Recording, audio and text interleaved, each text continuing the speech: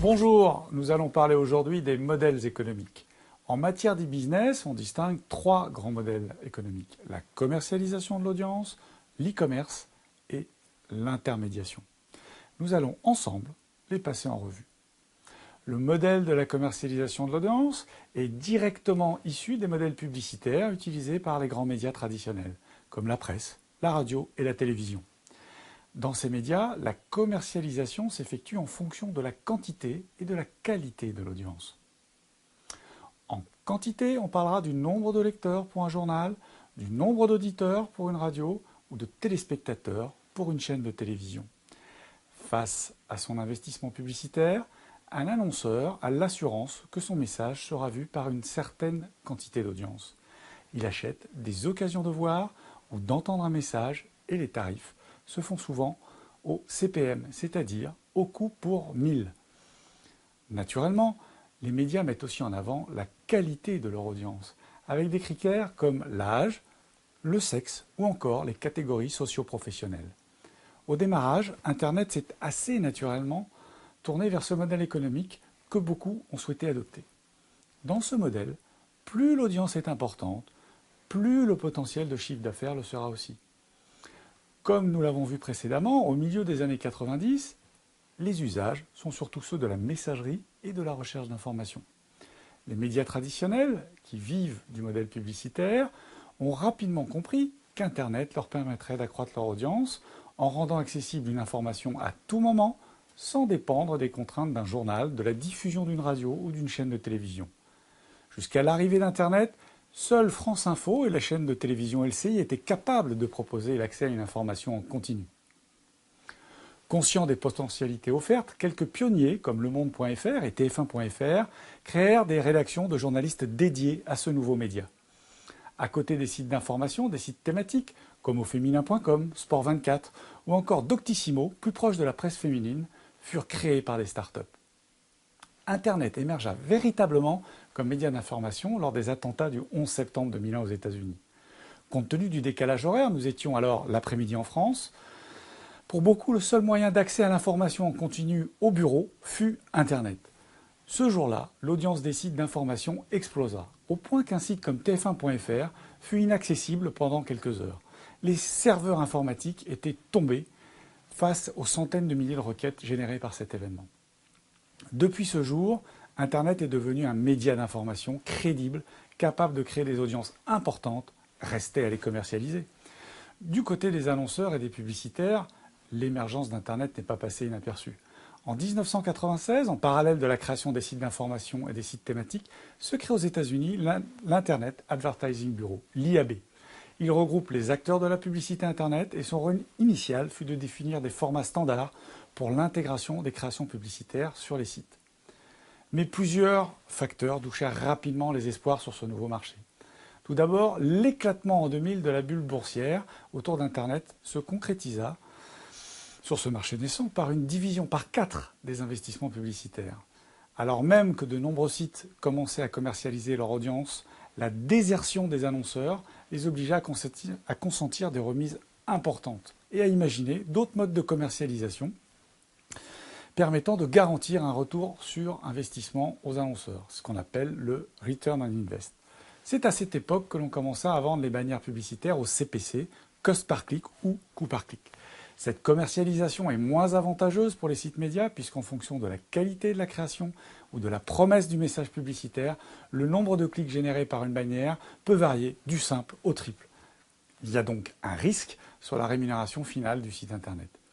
Mais le modèle de la commercialisation de l'audience doit aussi faire face à un déséquilibre structurel entre l'offre et la demande. Alors que le marché publicitaire des médias traditionnels comme la presse, la radio ou la télévision sont bien définis, avec un nombre d'acteurs identifiés qui varie peu, ce n'est pas le cas d'Internet où chaque jour des milliers de nouveaux sites ou contenus se créent. Le marché de la publicité sur Internet se caractérise donc par un déséquilibre que l'on peut qualifier de structurel entre l'offre et la demande des annonceurs qui ne peut suivre une croissance identique. D'autant que, comme tout nouveau média, Internet a dû et il doit encore faire ses preuves en termes d'efficacité publicitaire. Ainsi, dans les plans médias des grands annonceurs, les investissements sur le net sont encore loin d'atteindre ceux consacrés à la télévision. La montée en puissance de Google comme principale porte d'accès à Internet va perturber lui aussi la structuration du marché publicitaire Internet. En lançant son offre de lien texte publicitaire AdWords, en octobre 2000, Google crée un format publicitaire innovant, particulièrement efficace car lié à la fonction recherche de son moteur. En effet, le court texte surligné qui apparaît dans la colonne de droite à côté des résultats d'une recherche est directement lié à celle-ci. Le message publicitaire est donc particulièrement ciblé, non pas par rapport à une cible, mais par rapport à un besoin exprimé du consommateur. Ainsi contextualisé, le message déclenche plus naturellement le clic, c'est-à-dire la visite vers le site ayant acheté le lien. Ce format d'annonce publicitaire uniquement avec le texte ne nécessite pas des coûts techniques importants, comme celui de produire une annonce presse, un spot radio ou un spot télé. De plus, il est toujours difficile de mesurer l'impact d'une campagne dans les médias traditionnels.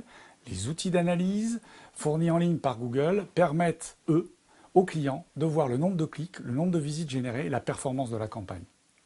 En adoptant dès l'origine la commercialisation de ces AdWords au CPC, coût par clic, et en offrant la possibilité d'investir pour seulement quelques dizaines d'euros, Google va considérablement accroître le nombre d'annonceurs, de la grande multinationale à l'artisan au coin de la rue. Aujourd'hui, Google capte plus de 50% des investissements publicitaires sur Internet. Les différents facteurs que nous venons d'évoquer font qu'aujourd'hui, le modèle économique de la commercialisation d'audience ne peut s'envisager que si vous disposez d'un site puissant, pouvant rassembler chaque mois plusieurs centaines de milliers de visiteurs. Pour des sites d'une audience plus faible, mais néanmoins très ciblée, le modèle publicitaire ne pourra s'envisager que comme un complément de revenus. Difficile de vivre uniquement des revenus publicitaires sur Internet. Passons maintenant au deuxième modèle économique, celui de l'e-commerce. Il reprend celui de la vente à distance, mais ce n'est plus un catalogue ou un document papier que le consommateur a accès à l'offre produit, mais bien par un média digital électronique comme Internet ou une application mobile. Avec l'e-commerce, plus besoin de disposer d'un local commercial pour exposer et vendre ses produits. Le magasin virtuel est ouvert 24 heures sur 24, 7 jours sur 7 et est accessible depuis la France et partout dans le monde. En 1987, Jeff Bezos va créer Amazon, la première librairie en ligne. Mais il ne souhaite pas se limiter à la seule vente des livres. Et en s'appuyant sur une logistique très efficace, il va accroître son assortiment pour vendre aujourd'hui jusqu'à du textile. Mais si l'e-commerce permet de proposer ses produits bien au-delà de la zone de chalandise traditionnelle d'un magasin, il a aussi considérablement étendu le champ de la concurrence. Si un magasin traditionnel a pour concurrent d'autres magasins situés dans une zone géographique déterminée, sa zone de chalandise, un site d'e-commerce se retrouve de fait en concurrence avec la terre entière. Cette hyper-concurrence a été accentuée par l'arrivée de nouveaux acteurs, les comparateurs qui, comme Quelcou ou leguide.com, permettent aux consommateurs de comparer les prix et les produits. Aussi, les marges constatées dans l'e-commerce sont-elles généralement très faibles du fait du grand nombre d'acteurs aujourd'hui en place. Et pour qu'un site internet ait une chance de succès, il faut qu'il puisse proposer une offre différenciée et bien placée en prix. Nous consacrerons spécifiquement à l'e-commerce un cours entier de ce MOOC. Le troisième modèle économique est celui de l'intermédiation, c'est-à-dire la mise en relation entre des vendeurs et des acheteurs. Et nous venons de l'aborder en évoquant les comparateurs de prix. Avant l'arrivée d'Internet, c'était par le biais des petites annonces que ceux-ci se rencontraient grâce à des journaux comme Paru Vendu ou la Centrale des particuliers. En créant eBay en 1995, Pierre Omidyar va créer l'intermédiation avec les enchères. eBay, qui au départ ne concernait que les collectionneurs, va élargir à l'ensemble des particuliers son offre. En France, des sites comme Price Minister ou Le Bon Coin vont aussi se lancer avec succès, mais sans les enchères. Avec la crise, beaucoup d'internautes considèrent qu'acheter d'occasion leur permet de faire de réelles économies et de générer des revenus complémentaires. Ces sites sont en quelque sorte des vide-greniers virtuels permettant de se débarrasser d'objets ou de vêtements devenus inutiles contre quelques euros. Si le modèle économique d'eBay et de Price Minister est de prendre une commission sur la vente, Le Bon Coin a adopté pour le principe de la gratuité tout en proposant des options payantes pour mieux mettre en avant les annonces.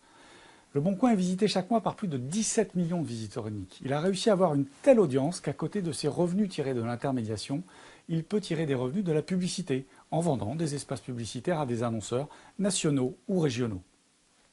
Depuis quelques mois, ce ne sont plus uniquement des biens matériels qui s'achètent sans intermédiaire, mais aussi des services comme la location d'appartements, le covoiturage, la location de montres de luxe ou l'utilisation d'une perceuse ou d'une machine à laver.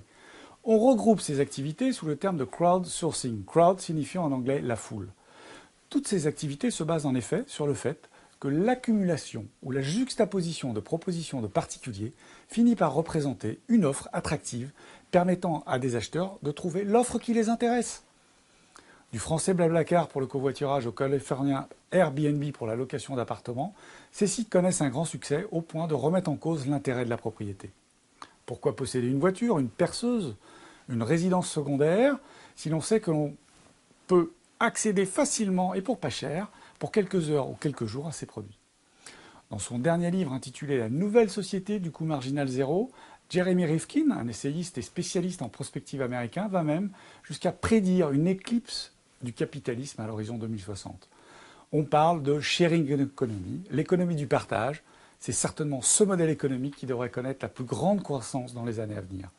Alors, si vous avez commencé à réfléchir à ce qu'Internet pourrait apporter à votre activité, ou si vous avez le projet de lancer un projet digital, comment vos revenus seront-ils générés? Lancerez-vous une activité e-commerce? Surferez-vous sur la vague de la sharing economy? Commercialiserez-vous sous votre audience? Je vous laisse réfléchir et vous dis à demain.